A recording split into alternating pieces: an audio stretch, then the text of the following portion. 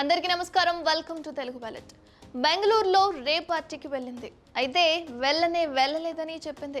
అదే టైంలో హైదరాబాద్లో ఓ ఫామ్ హౌస్లో చిల్ అవుతున్నానని చెప్పింది. అయితే సినీ నటి హేమ చెప్పేదేంటి, వాస్తవానికి అసలు జరిగిందేంటి, హేమ చెప్పిన అబద్ధాలు ఏంటి? Bengaluru electronic city G R farm హౌస్లో జరిగిన రేవ్ పార్టీకి సినీ నటి హేమ అటెండ్ అయ్యారంటూ కన్నడ మీడియా కోడై కూసింది. ఆ పార్టీకి తాను వెళ్ళలేదు అన్నారు సినీ నటి హేమ. తాను హైదరాబాద్లోనే ఉన్నానని, ఓ ఫామ్ హౌస్లో చిల్ అవుతున్నానని చెప్పారు ఆమె.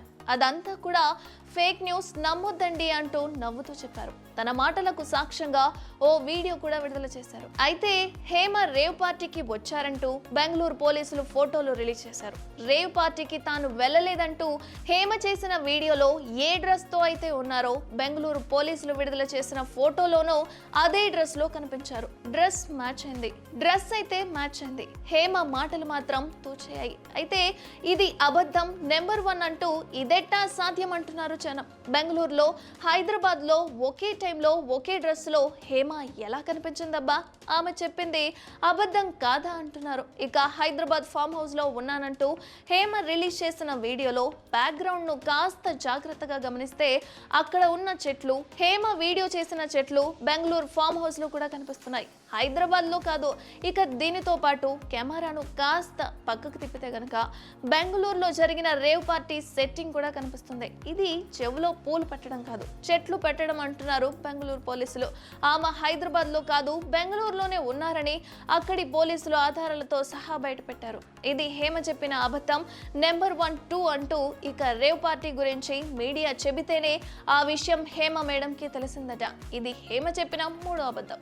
ఇక మొత్తానికి కేసు లేదు, గీసు లేదు, అసలు నన్ను ఎవ్వరూ పట్టుకోలేదు, ఇది కూడా హేమ చెప్పిన మాటే. ఇది హేమ చెప్పిన 4వ అబద్ధం. రేవ్ పార్టీ కేసులో హేమను అదుపులోకి తీసుకొని బెంగళూరు ఎలక్ట్రానిక్ సిటీ పోలీసులు విచారించారు. ఆ దృశ్యాలు కూడా బయటకు వచ్చాయి. ఇక ఫామ్ హౌస్ గేటు నుంచి తెల్లటి ముసుగు వేసుకొని హేమ వెళ్ళిపోతూ కనిపించింది.